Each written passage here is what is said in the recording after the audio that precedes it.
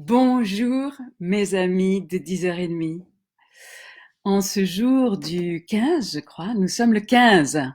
Nous sommes le 15 avril, mercredi. Alors, j'ai reçu, merci beaucoup, de beaucoup d'entre vous, le conte du paysan chinois et de son cheval. Oh, d'ailleurs, je n'ai pas agrandi. Je vais l'agrandir tout de suite, sinon je ne saurais lire qu'avec mes lunettes. Voilà. Alors, on va lire le paysan chinois pour ceux qui l'ont. Tout le monde le connaît, mais bon, c'est bien de se remettre. Le paysan chinois, c'est un conte taoïste. Chance, malchance, qui peut dire? Il y avait dans un village un homme très pauvre qui avait un très beau cheval. Le cheval était si beau que les seigneurs du château voulaient le lui acheter, mais il refusait toujours. Pour moi, ce cheval n'est pas un animal, c'est un ami. Comment voulez-vous vendre un ami? Un matin, il se rend à l'étable et le cheval n'est plus là. Tous les villageois lui disent « On te l'avait bien dit, t'aurais mieux fait de le vendre. Maintenant on te l'a volé, quelle malchance pour toi !» Le vieil homme répond « Chance, malchance, qui peut le dire ?» Et tout le monde se moque de lui. 15 jours plus tard, le cheval revient avec toute une horde de chevaux sauvages. Il s'était échappé, avait séduit une belle jument et rentrait avec le reste de la horde. « Quelle chance !» dirent les villageois. Le vieil homme et son fils se mettent au dressage des chevaux sauvages. Mais une semaine plus tard, son fils se casse une jambe à l'entraînement.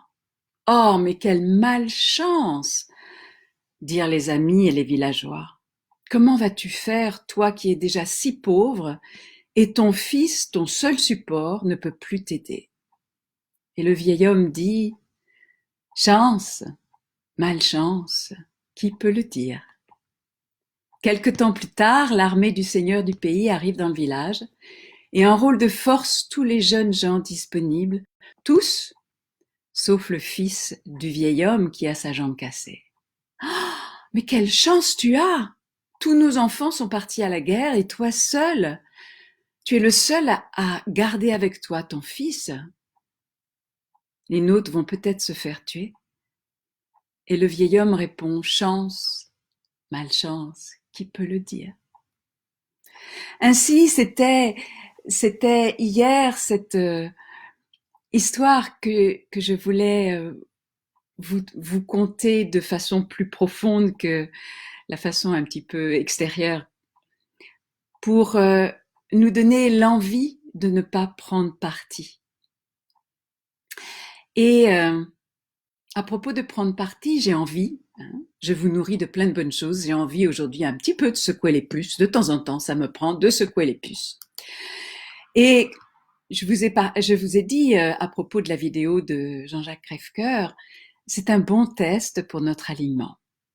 Et les commentaires étaient « Oui, mais moi, je trouve que sa voix, ceci, que son truc, cela, que son ton, que son ceci, que son cela, que cette… » Bref, et certains ont dit « C'est vrai que quand j'ai vu cette vidéo, j'ai pris parti. » Et donc, mes amis, nous qui sommes conscients de tout le reste, nous qui avons déjà entendu dire que nous avons besoin de sortir, de voir le bien et le mal, si nous critiquons ou nous rejetons ou nous jugeons simplement un de nos frères les plus proches, et je ne suis pas en train de dire qu'il faut adhérer à ce qu'il dit, je dis simplement que c'est un frère de lumière, qui prend parti, c'est sûr, mais qui informe, et qui informe depuis des endroits fort factuels. Si nous mettons notre énergie à le juger lui, mais qu'est-ce qui va nous arriver lorsque des abominations vont nous être révélées? Nous sommes dans un temps de révélation. Et dans les temps de révélation, des choses sont révélées. Et nous savons que notre monde, il y a des endroits fort opaques, fort obscurs. Et bon nombre d'entre nous, nous ne voulons pas savoir et probablement à juste titre. Mais il y a un moment où ça va être révélé. Alors là, nous aurons besoin de rester dans notre axe et de ne juger personne, d'aimer l'ensemble, d'aimer les acteurs et les victimes et les témoins impuissants des abominations. Et je sais que ceci vient vous provoquer. Mais certains m'ont dit, peux-tu nous parler de victimes tyrans sauveurs? Ben, nous y sommes. Sauf que là, on est vraiment, ce que je fais miroiter, c'est des abominations, c'est vraiment le truc bien bien lourd. Et on sait que chacun d'entre nous, on a nos propres abominations. Certains, ça touche les enfants, d'autres, ça touche les vaccins, ou toute autre chose, ou d'être considéré comme du bétail. Chacun a ses propres opacités. Simplement comprends, ce que tu juges, tu le nourris. Je vous l'ai dit, je vous le répète et je vous le répéterai. Car ça, on l'a compris. Et je dis vraiment nous, parce que nous sommes un collectif. Nous qui nous rejoignons le matin, eh bien, nous sommes un collectif, nous sommes un groupe. Ce que l'un dit, ça nous parle à tous. Et nous avons à le prendre comme une cellule de notre corps, du corps du collectif que nous sommes. Et à en prendre responsabilité et à regarder si peut-être ce que l'un de nous dit d'une façon peut-être excessive, si nous ne l'avons pas, nous, en nous-mêmes, d'une façon un peu plus peaufinée, mais nous l'avons. Donc, ce que nous jugeons, nous le nourrissons. Parce que nous y portons notre attention. Prenons l'exemple d'une abomination. On ne va pas dire laquelle. Nous avons besoin d'être face à cette abomination, face aux 3 dimensions, c'est-à-dire victime, tyran, sauveur. Et nous avons besoin d'être au centre ou, selon ce qui te parle, toi, le plus, soit d'être au centre de ce triangle, dans une dimension plus élevée, soit être tout autour des 3. Comme dans certaines méditations, vous voyez, on voit comme un groupe d'humains qui entourent la Terre et la Terre semble petite et nous très grands. Si tu juges ceux qui ont agi les abominations, tu juges les aspects de toi qui ont agi l'ombre. Crois-tu que tu n'as pas agi l'ombre? Crois-tu que tu n'as pas agi l'ombre? Tu l'agis à l'intérieur de toi-même parfois. Je ne dis pas que tu es allé dans les profondeurs de l'abomination, mais je dis simplement qu'à la mesure de notre puissance et les profondeurs de l'obscurité que nous avons eu le courage de visiter. Je répète, à la mesure de notre puissance, nous avons visité des profondeurs d'obscurité, d'opacité.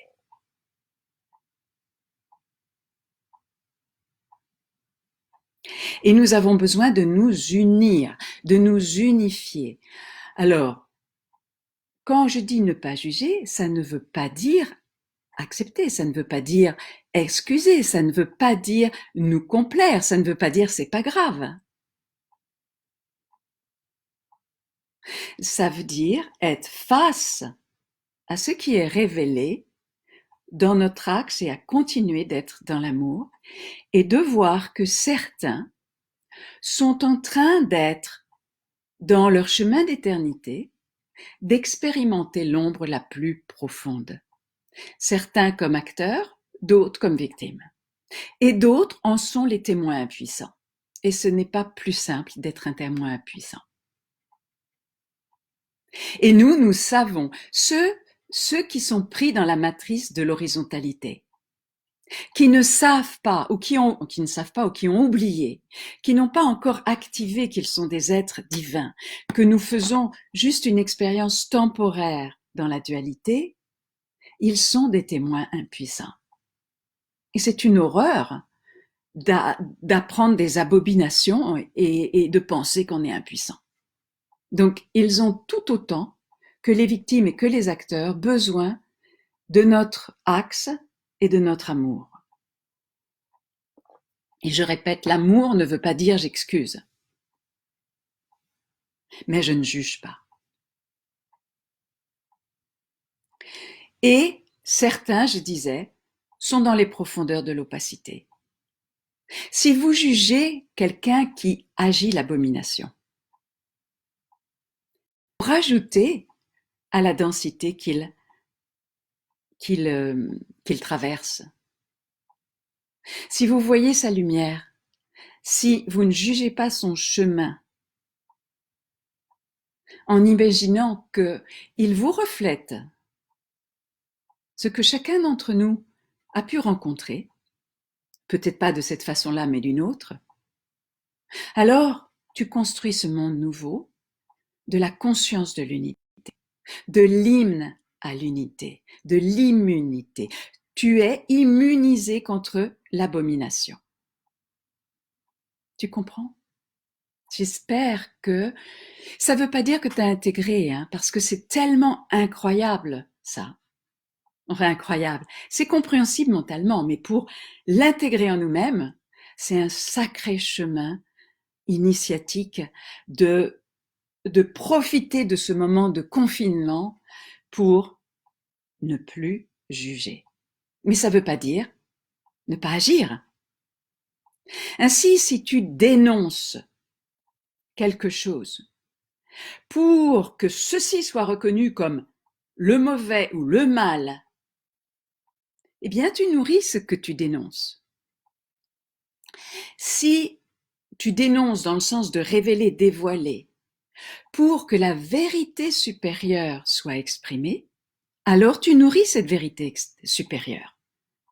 Cette vérité supérieure qui inclut toi qui es peut-être témoin, toi qui es peut-être victime, toi qui es peut-être agissant, si tu as le courage de révéler que tu as agi. Comprenez-vous, mes amis, nous sommes à ce rendez-vous initiatique. Ça ne veut pas dire que tous les humains vont faire ce chemin. Bien évidemment que non. Mais vous, vous avez été attirés par l'énergie de Diane. Et certes, Diane est comme une grande mère nourrissante qui vous donne plein de méditations. Mais qui vient aussi à cet endroit-là vous dire c'est là qu'on a rendez-vous. Et je ne me mets pas à l'extérieur. Non pas, non pas, non pas. J'ai mes propres insupportables. Maintenant, je vais reprendre un exemple qui m'a été donné hier. C'est très doux, hein, ça n'a rien à voir avec une abomination, rassurez-vous. De quelqu'un à qui je partage sur Facebook et qui me parle qu'elle a rencontré son ombre. Et je lui dis, peux-tu nous donner concrètement cette ombre dans l'essentiel, de façon qu'on puisse en bénéficier tous, et puis peut-être le travailler ensemble. Et je reçois sur ma boîte mail privée que ce qu'il a, que c'est le non-respect du confinement de certains qui me fait sortir de mon axe et renforce l'injustice. Donc je juge et je condamne. Et je lui réponds, qu'est-ce qui fait que toi, tu as besoin de sortir du cadre prévu de Facebook pour venir sur mon adresse mail? Alors que ce jour même, j'ai demandé que vous ne surchargiez plus mon adresse mail. Il semble bien que tu sors du confinement. Vois-tu l'analogie avec ceux qui sortent du confinement, c'est-à-dire du cadre prévu, légal? Et qu'est-ce qui t'insupporte tant que tu ne peux plus le partager sur Facebook? Parce que cette ombre, tout le monde peut l'entendre. Il n'y a rien d'intime là-dedans, on peut se reconnaître là-dedans. Mais qu'est-ce qui t'insupporte là-dedans, à l'extérieur, qui se révèle à l'intérieur? Et c'est ça qui nous insupporte à l'extérieur. Et c'est ça qui, probablement inconsciemment, a motivé cette personne à venir sur ma boîte mail. Et bien évidemment que ce qui est sur ma boîte mail ne sert plus le collectif, à moins que je prenne le temps, mon propre temps, pour dire, eh bien, je te préviens que je vais utiliser cet exemple pour le collectif et je vais le remettre dans le collectif. Donc, si on regarde cet exemple, et j'ai fini en disant, comme elle dit à la fin, et je juge et je condamne. Et donc, suite à mon retour fort, transparent et clair, lucide, où je lui dis, mais regarde, ce que tu juges à l'extérieur, tu le fais à l'intérieur. Et je finis en disant, vas-tu te sentir jugé et condamné? Puisqu'elle dit, je juge et je condamne.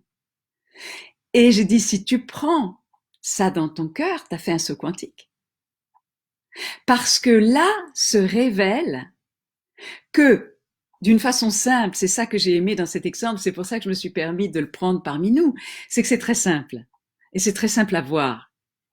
C'est souvent plus compliqué, hein, habituellement, de voir qu'on le fait à l'intérieur. Mais elle sort du confinement, elle sort du cadre légal et elle vient sur ma boîte mail et elle dit, je supporte pas ceux qui sortent du cadre légal. Je les juge, je les condamne. Et je dis, moi qui te dis que tu sors du confinement, vas-tu te sentir jugé et condamné? Elle me renvoie un mail en étant désolée, désolée, désolée, désolée, désolée, désolée, désolée. Et apparemment, elle n'a pas lu mon mail. Elle n'a pas lu ce que je lui renvoie, c'est-à-dire cet espace. Bon, je suis sûre qu'elle est là parmi nous. En disant, mais regarde, je ne juge pas, je te dis simplement, c'est l'occasion de regarder ça. C'est l'occasion de voir, sans nous juger, sinon on repart ce qu'on a dit tout à l'heure, sans nous juger que ce qui nous semble insupportable, nous le faisons à l'intérieur. Alors là, c'est très direct, des fois c'est moins direct. Ok? Alors, je vous ai parlé de crève-cœur et tout ça. Quelle heure il est? Ah oui, on a déjà bien avancé. Par rapport à la méditation d'hier, où je vous ai fait respirer d'en haut et d'en bas en même temps, une personne me dit, mais comment je peux respirer d'en haut et d'en bas? Mais j'ai envie de dire, mais comment tu peux respirer d'en bas?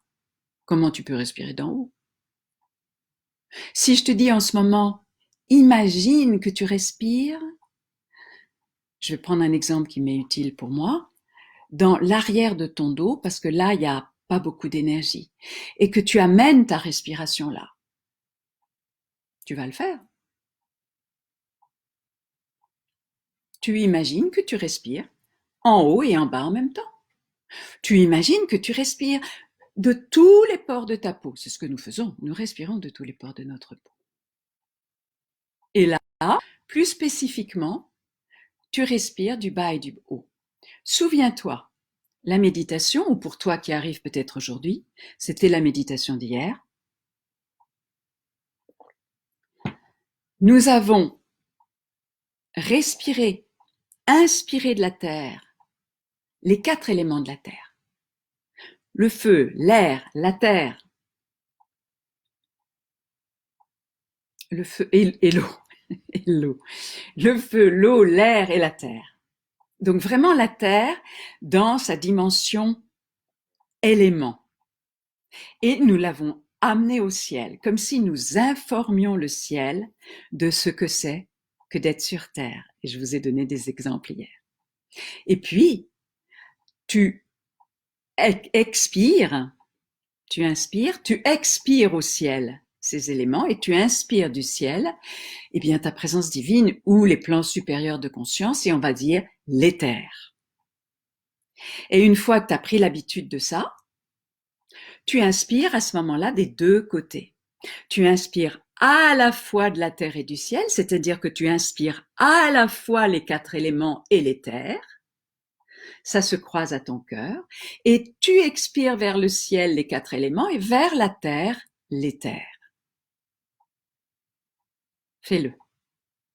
J'imagine que tu le fais. Tu inspires de la terre et du ciel. Tu expires au ciel et à la terre, en imaginant que tu expires le complément. Tu inspires de la terre les 4 éléments, du ciel les terres, ça passe à ton cœur. Tu expires au ciel les 4 éléments et à la terre l'éther.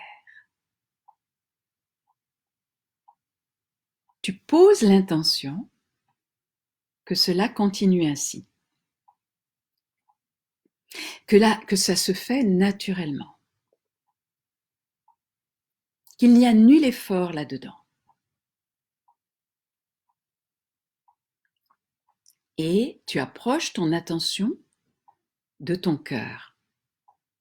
C'est là que se croisent ces deux flux. Et c'est là qu'ils s'unissent. Et tu nourris ton cœur de ta présence divine, de l'éther et des 4 éléments. Et ça vient s'ajouter à tout ce qu'on a vu dans le cœur. L'étincelle divine, on est allé voir le lieu paradisiaque. Là-dedans, on est allé voir la gratitude, l'émerveillement, l'allégresse, le scintillement. On a fait grandir notre cœur 1,80 m tout autour. Et toi qui arrives aujourd'hui, tu vas voir les autres vidéos. Et là, tu ajoutes à ton cœur cette nourriture qui est les éléments, 5 éléments. Les éléments de la terre et l'éther. L'éther, E-T-H-E-R. Ton cœur est comme nourri, et je dirais, il est nourri comme d'une façon dans la physicalité, parce que les éléments appartiennent à la dimension physique, l'éther aussi.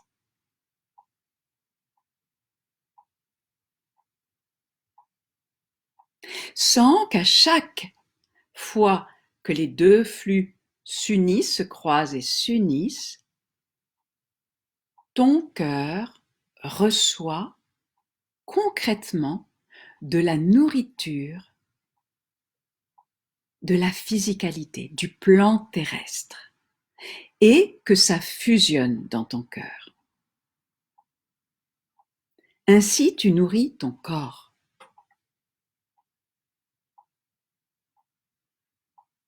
Comme si tu donnais à chacune de tes cellules exactement, puisque ça s'unit avec ta présence divine, donc ça s'unit en ordre divin pour tes cellules, la parfaite proportion d'éléments dont tu as besoin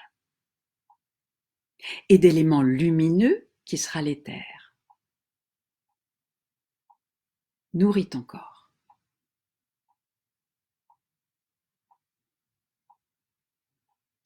Inspire du ciel, de la terre, les éléments et l'éther. Expire les éléments et l'éther.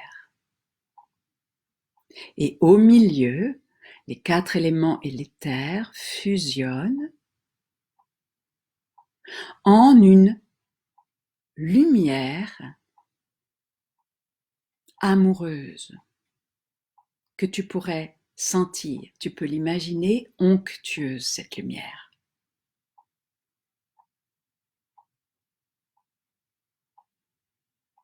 Elle est douce et chaleureuse. Elle sent bon. Elle est savoureuse. Elle a une fragrance qui se syntonise, qui s'accorde parfaitement, merveilleusement avec qui tu es. Maintenant, offre ça à tes autres corps. Nous habitons comme une poupée russe, même si nous ne le voyons pas, pour ceux qui n'ont pas l'habitude de cette notion. nous avons autour de notre corps physique un corps énergétique, c'est sur lequel les magnétiseurs ou les acupuncteurs travaillent.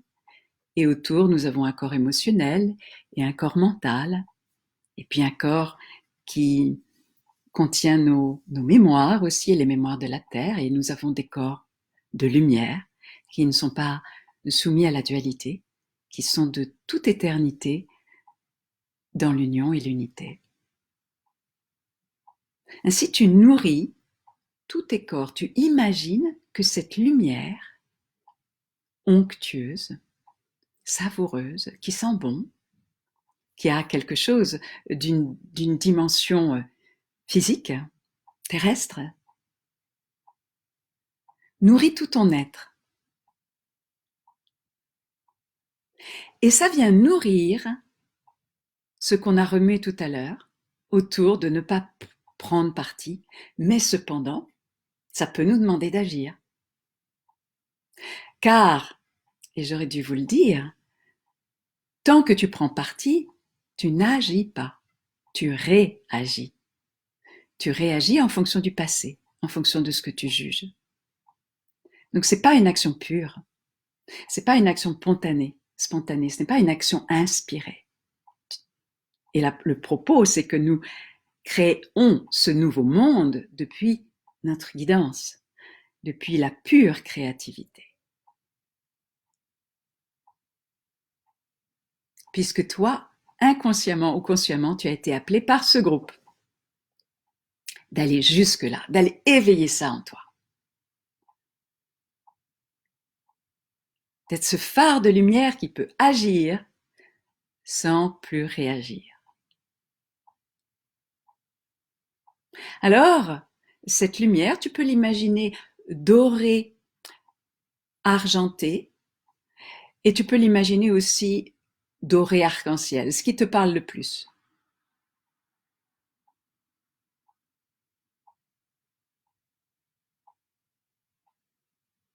Tout ton être reçoit la nourriture, ce dont il a besoin par cette union du ciel et de la terre en toi. Du ciel et de la terre, on pourrait dire du masculin et du féminin, on va prochainement rentrer dans ces dimensions-là, et d'une façon, ce que ça a de spécifique, cette respiration, cette méditation, cette visualisation, c'est que c'est terrestre. C'est fort proche, ça nourrit réellement.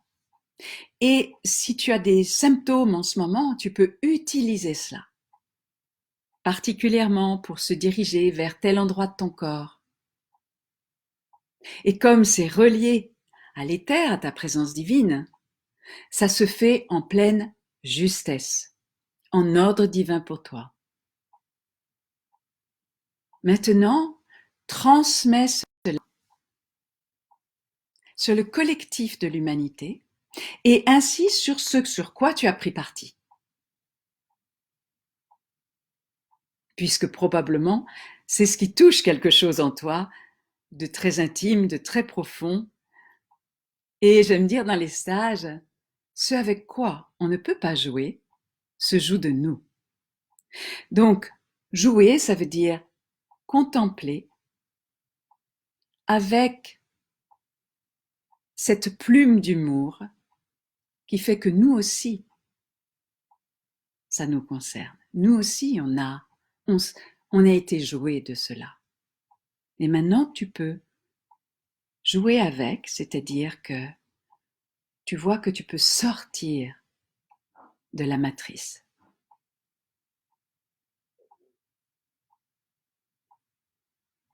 Offre ça à tout le collectif. L'union en toi. L'unité. Qui ne prend plus parti et qui se focalise sur nourrir, nourrir, nourrir, nourrir l'unité en toi et l'unité avec tous tes frères et sœurs de l'humanité, en incluant la totalité.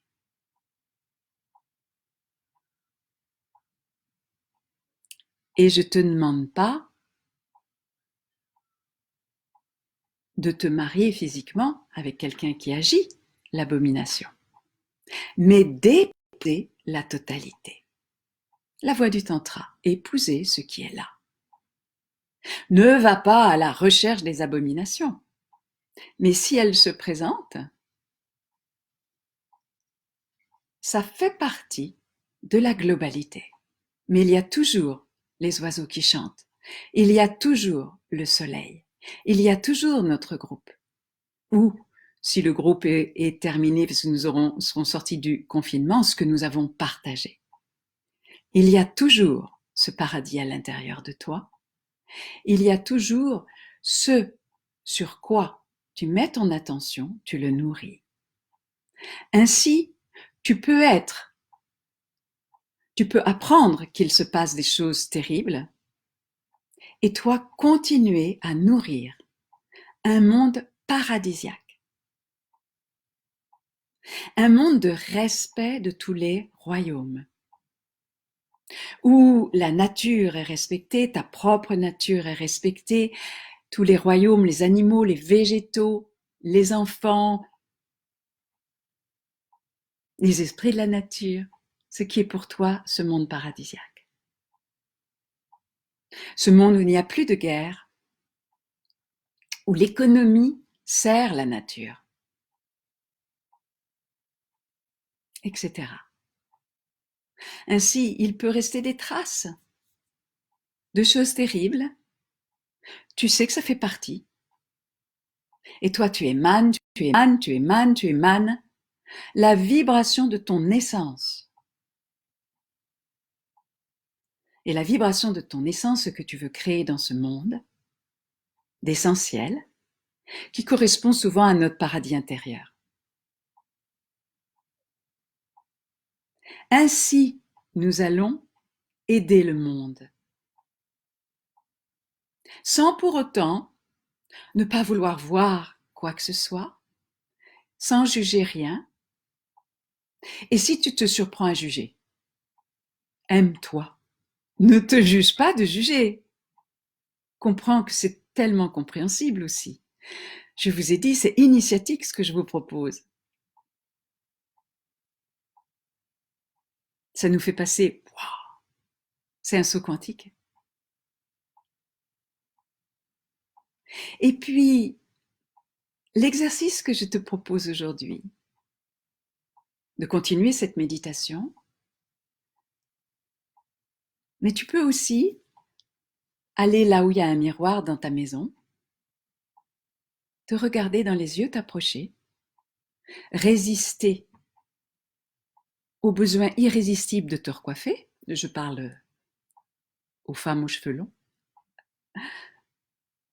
et de te dire « je t'aime, je te remercie ». Il n'y a rien dans ton chemin qui a été inutile. C'est grâce à ce grand chemin qu'aujourd'hui, je choisis qui je suis en vérité. Je t'aime et je te remercie. Il n'y a rien dans ton chemin qui a été inutile. C'est grâce à ce chemin qui a parcouru les deux côtés que je peux me mettre au centre, dans la vérité de qui je suis. Je te souhaite une très belle journée et je t'envoie une grande, grande, grande, grande brassée de baisers. À demain. Très belle journée.